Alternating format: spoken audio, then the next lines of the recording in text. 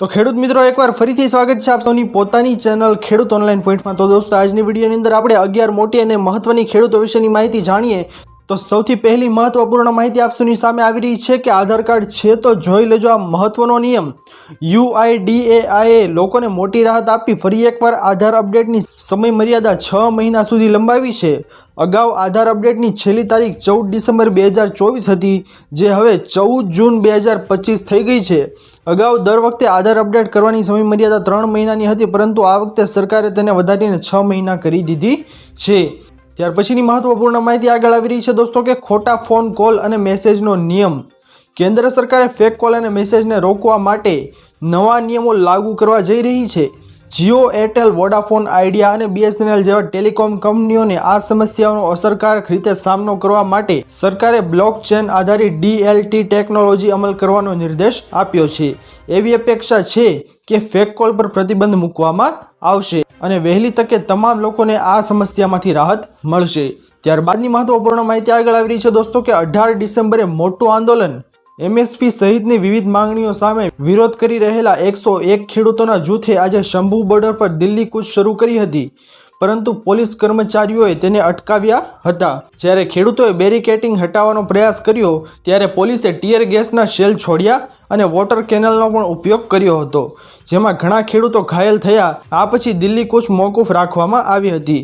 આ દરમિયાન ખેડૂત નેતા સરવનસિંહ પંઢેરે દેશભરમાં ટ્રેક્ટર મોરચાનું આહ્વાન કર્યું છે। તેમણે કહ્યું કે 16 ડિસેમ્બરે પંજાબ સિવાયના અન્ય રાજ્યમાં ટ્રેક્ટર મોરચો થશે। આ પછી 18 ડિસેમ્બરે બપોરે 12 વાગ્યાથી 3 વાગ્યા સુધી પંજાબમાં દરેક જગ્યાએ ટ્રેક્ટરોને સંપૂર્ણ રીતે બ્લોક કરી દેવામાં આવશે। ત્યારબાદની મહત્વપૂર્ણ માહિતી આગળ આવી રહી છે દોસ્તો કે બજેટને લઈને મોટી જાહેરાત। નાણામંત્રી નિર્મલા સીતારમણ બજેટ બનાવવાની પ્રક્રિયામાં ભાગરૂપે શુક્રવારે પ્રી બજેટ પરામર્શ શરૂ કરશે। જાણીતા અર્થશાસ્ત્રીઓ સાથે પ્રથમ બેઠક યોજાશે।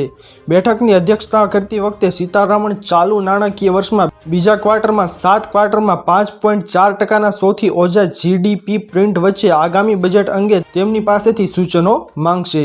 PTIના સમાચાર અનુસાર આ પછી ખેડૂત સંગઠનો અને કૃષિ અર્થશાસ્ત્રીઓ અને MSME ક્ષેત્રના હિતાધિકારીઓ સાથે બેઠક થશે। ત્યારબાદની મહત્વપૂર્ણ માહિતી આગળ આવી રહી છે દોસ્તો કે 10,500 કેમેરાઓ લાગશે સાવધાન। રાજ્ય સરકાર વિશ્વાસ પ્રોજેક્ટ ફેઝ 2 અંતર્ગત વધુ 10,500 કેમેરાઓ લગાવશે। વડોદરા, સુરત સહિત રાજ્યના 54 શહેરોમાં CCTV લગાવવામાં આવશે। રાજ્યમાં એન્ટ્રી તેમજ એક્ઝિટના 80 પોઈન્ટનો પણ સમાવેશ થાય છે। રાજ્યમાં 2000 જંકશનો પણ સમાવેશ કરાયા છે। વિશ્વાસ પ્રોજેક્ટનો હેતુ જાહેર સ્થળોની સુરક્ષા, ટ્રાફિક સંચાલન અને નિયંત્રણ, ઘટના બાદનો વિડીયો ફોરેન્સિક અને તપાસ તેમજ સલામતી અને શહેરી ગતિશીલતાનો છે। ત્યારબાદની મહત્વપૂર્ણ માહિતી આગળ આવી રહી છે દોસ્તો કે 1.5 લાખ રૂપિયાની સહાય જાણો। માર્ગ અકસ્માતમાં ઘાયલ થયેલા લોકોને હવે મફત સારવાર મળશે, તેમજ સારવાર દરમિયાન ખર્ચની ચિંતા કરવાની જરૂર રહેશે નહીં। હાલમાં કેન્દ્ર સરકાર દ્વારા 6 રાજ્યોમાં પાયલોટ પ્રોજેક્ટ તરીકે મફત સારવારની સુવિધા ચલાવવામાં આવી છે। નવા વર્ષ 2025થી સમગ્ર દેશમાં મફત સારવારની યોજના લાગુ કરવામાં આવશે।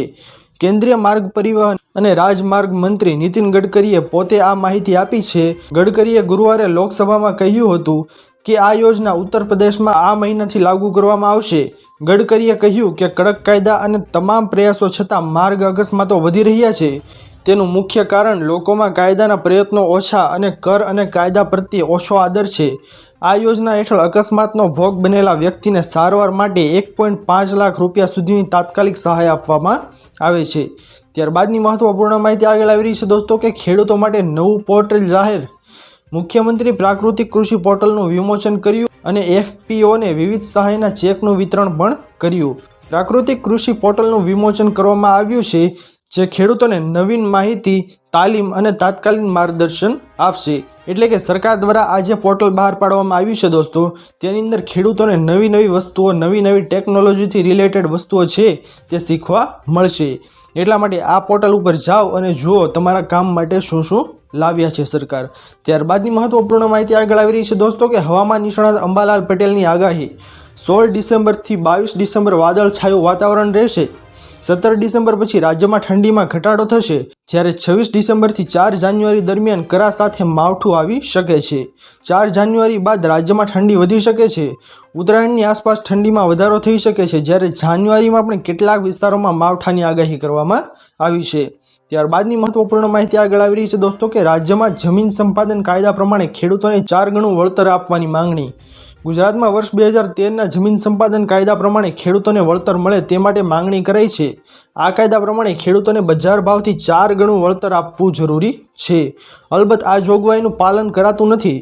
રોડ રસ્તા બનાવવામાં આવે ત્યારે ખેડૂતોની ફળદ્રુપ ખેતીની જમીન સંપાદન કરવામાં આવે છે. કિસાન કોંગ્રેસે આ સંદર્ભે વિવિધ માંગણી સાથે પત્ર રાજ્યના મુખ્યમંત્રીને પાઠવ્યો છે. હવે જોવાનું રહેશે કે આ કાયદામાં મુખ્યમંત્રી દ્વારા કોઈ ફેરફાર કરવામાં આવે છે કે કરવામાં નથી આવતો. ત્યારબાદની મહત્વપૂર્ણ માહિતી આગળ આવી રહી છે દોસ્તો કે શાળાઓમાં સમયમાં ફેરફાર. ઠંડીનું જોર વધવા અમદાવાદ મ્યુનિસિપલ કોર્પોરેશન સંચાલિત શહેરની 451 શાળાઓમાં સમયમાં ફેરફાર અમલ શરૂ. આગામી 15 જાન્યુઆરી સુધી સવારથી શાળાઓનો સમય 7:55 થી 12:30 સુધીનો અને બપોરની શાળાઓમાં સમય 12:35 થી 5:10 સુધીનો કરવામાં આવ્યો છે. તો ખેડૂત મિત્રો, આ હતી આજની સૌથી મોટી અને મહત્વપૂર્ણ ખેડૂતો વિશેની માહિતીઓ. આશા કરું છું કે આ મહત્વપૂર્ણ માહિતી આપ સૌને પસંદ આવી હશે. જો પસંદ આવી હોય તો વિડીયોને લાઇક કરવાનું ભૂલતા નહીં. ચેનલ પર નવા આવ્યા હો તો અમારી ચેનલ ખેડૂત ઓનલાઈન પોઈન્ટને સબસ્ક્રાઇબ કરી અને બાજુમાં આપેલા બેલ આઇકનને પણ પ્રેસ કરી દેજો, જેના લીધે આવી જ મહત્વપૂર્ણ માહિતી આપ સૌને આ ચેનલના માધ્યમથી મળતી રહે. તો દોસ્તો, મળીએ હવે પછીના વિડીયોમાં. ત્યાર સુધી જય હિન્દ અને વંદે માતરમ.